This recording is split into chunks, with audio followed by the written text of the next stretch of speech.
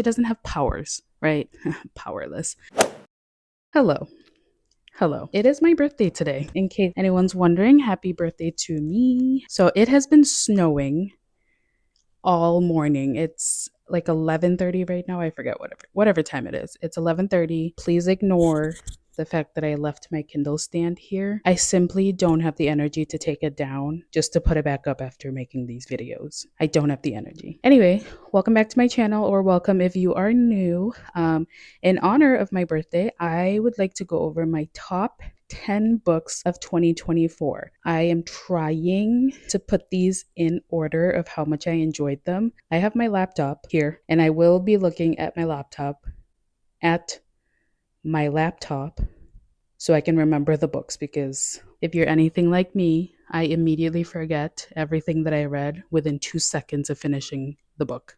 So let's get started. Without further ado, this is my top 10 books of 2024. Coming in at number 10 would be They Both Die at the End. I was surprised by the fact that I loved this book so much. The title tells you that these two characters both die at the end, but I went into this book thinking, nah.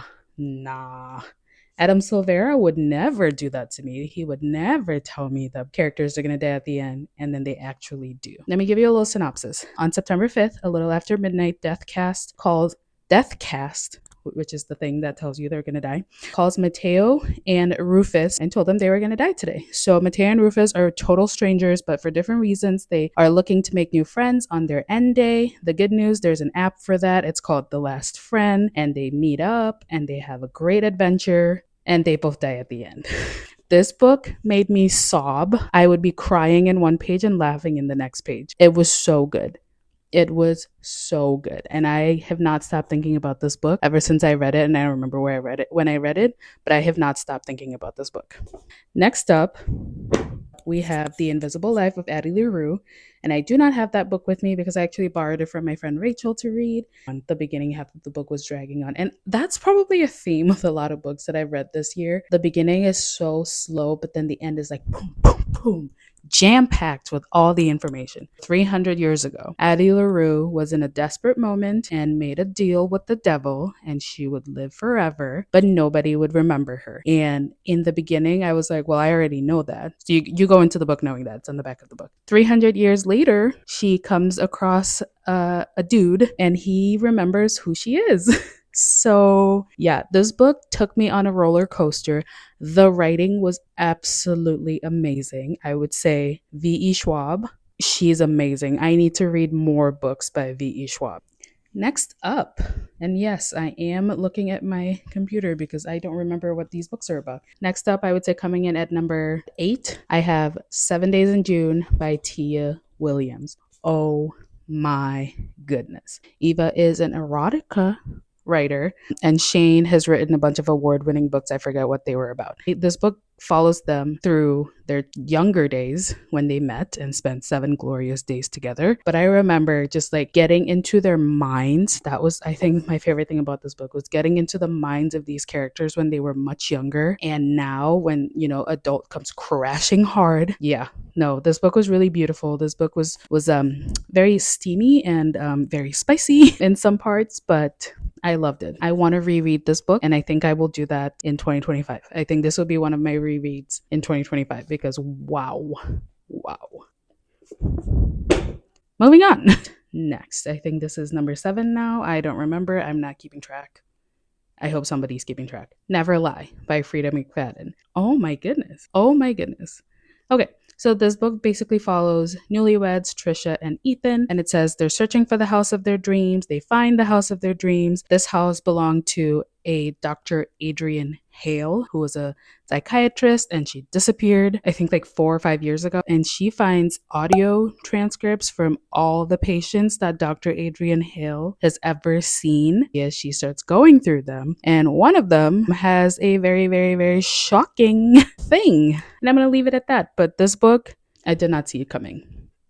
This was a really good book. TikTok is right. Everybody who loves this book is correct. This book is amazing.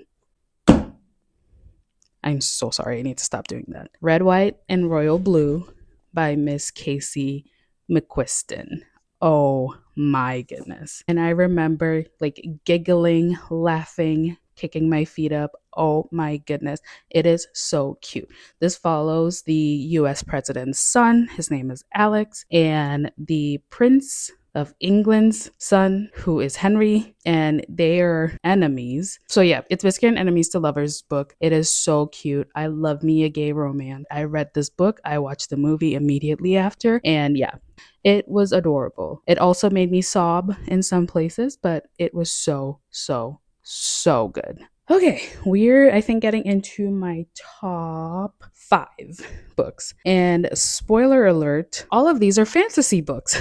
I am a romance girly through and through. You can't see, but there's a lot of romance books on these shelves, like here going up. And I love romance books. This year has truly, truly, truly brought me into my fantasy era. And I am here for it. I am here to stay.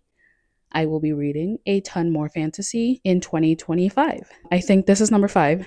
We have Powerless by Lauren Roberts. Book Talk did not lie. I listened to this on audiobook because I don't have a physical copy, obviously. This book follows Peyton, who is a, what do they call them? Normal or whatever. She doesn't have powers, right? Powerless. Anyway, she doesn't have any powers, but she is a very, very, very smart cookie. And she fits into this world where all the normals are basically hunted and killed, but she fits in by pretending she's got powers. Kai is the king's, or is he's being trained to be the king's, oh my goodness, what is the word? What is the word? Something. He's like, he's gonna kill the people who are normals. So the book follows Peyton and Kai. Peyton is entered into these extraordinaries. Extraordinaries, that's what they're called. Extraordinaries are the people with powers, and then whatever the other people are. This book was really good.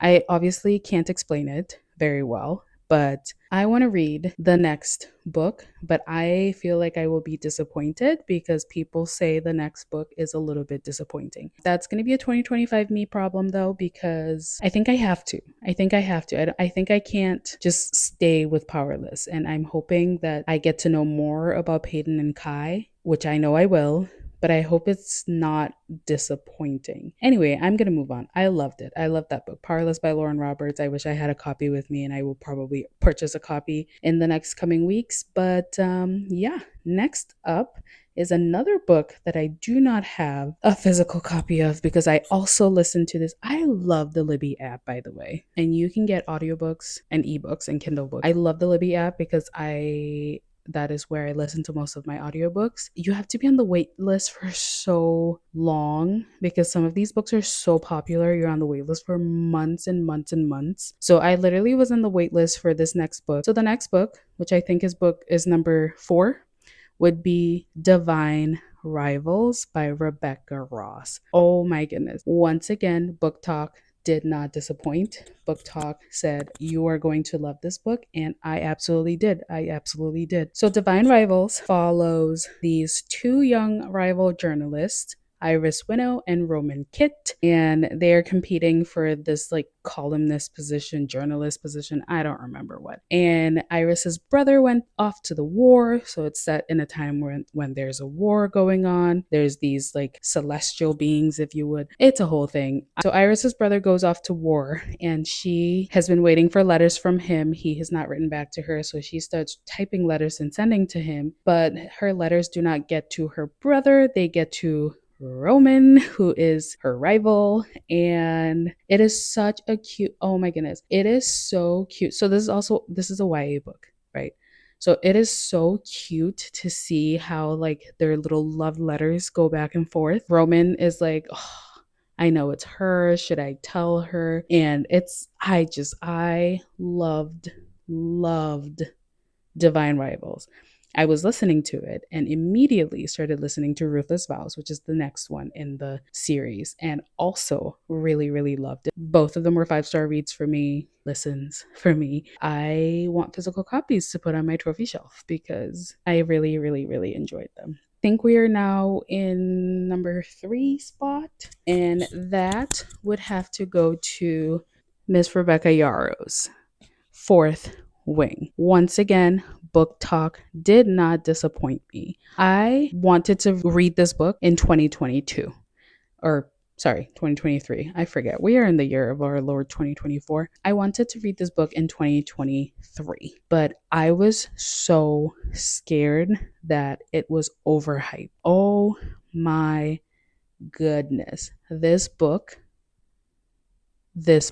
I think about it still to this day. Granted, I only finished this a month ago, but I think about it to this day. So it obviously follows Violet and Zayden, and they're in Belskayeth. Belskayeth? Is it just me who reads these books and just pretends like I know what these words are pronounced in my mind when I actually don't? And I genuinely just pretend like I know what they're saying. I think it's Belskayeth, but don't quote me. Don't quote me. So Violet's supposed to be a scribe. She's been training her whole life to be a scribe. In the last minute, she ends up in the writer's quadrant and she meets Zayden, and it's a whole thing, and they have sparks flying, they fall for each other, but there's so much else going on. The end of this book had my jaw on the floor. On the floor. And I immediately started the next book. Wow. I also loved Iron Flame, and I am about to pre-order Onyx Storm because I can't wait. I can't wait. This was so good. Book Talk was correct. So I don't know how to differentiate or decide which of these two books would be my number one book, because as I started the series, this was my number one book. And then I read A Court of Wings and Ruin, and then that was my number one book. So these books are massive, by the way, massive. So I'm just going to say my numbers 1 and 2 reads of 2024 were these two books. Mist and Fury, obviously being book 2, follows Miss Farah, and after she finished the trials at the end of book 1, and she ends up in the spring court with Tamlin and blah blah blah blah blah, and she is getting married and blah blah blah blah blah. If you haven't read the series, I'm always torn on whether to recommend this series or not, because you have to trudge through book 1 to get to the good stuff, right? You have to like go through whatever the hell is Akatar to get to Wings and Ruin, Mist and Fury, which are the good stuff. Anyway, these are heavy, so I'm going to set it down. Mist and Fury follows Farah. She's getting married to Tamlin. She ends up not getting married to Tamlin. Rhysand and Farah are so flippin' cute. Again, giggling, kicking, screaming, so excited because that was such a good book. And then once I finished it, I was like, I need to read the next book. So I started this one. Wings and Ruin, I would say, has my heart. I think about this book to this day.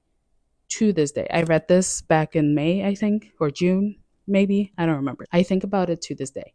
I want a book about some of the side characters. I want a book about more. Like, I want a book about literally anybody else. Like, I want a book about the other High Lords.